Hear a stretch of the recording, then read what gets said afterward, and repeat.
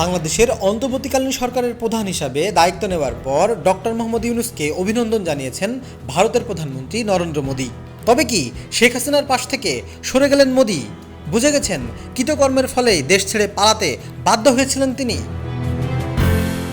মোদী কি অনুভব করতে পেরেছেন বাংলার মানুষকে অন্যায়ভাবে দমন নিপীড়ন করে দাবায় রাখা যায় না?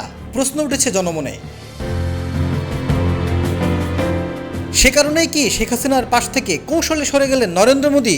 গুঞ্জন এখন ভারত জুড়েও। ডক্টর ইউনূসকে অভিনন্দন জানিয়েছে মমতা ব্যানার্জিও। তবে কি ভারতের আশ্রয়টুকু হারাতে পারেন শেখ হাসিনা?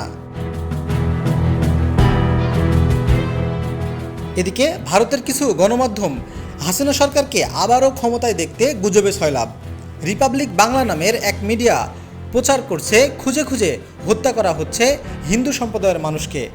আগুন লুট চলছে বাড়িতে বাড়িতে, হাজার হাজার মানুষ দেশ ছাড়ছে, যার সাথে বাংলাদেশের বাস্তব চিত্রের কোনো মিলই নেই।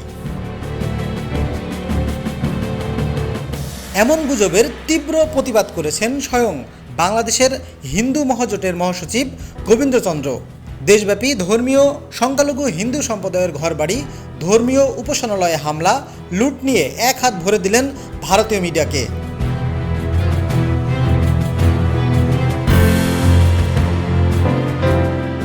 গোবিন্দচন্দ্র বলেন, যারা আওয়ামী রাজনীতির সাথে যুক্ত ছিলেন এবং মানুষের উপর জুলুম করেছে তাদের বাড়িঘর ভাঙচুর হতে পারে।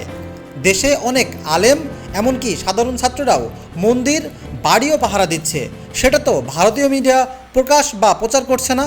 ক্ষোভ প্রকাশ করে তিনি বলেন, এত যদি মায়া কান্না, তবে শেখ হাসিনা এখন ভারতে, চাইলে তারা তাকে প্রধানমন্ত্রী করুক।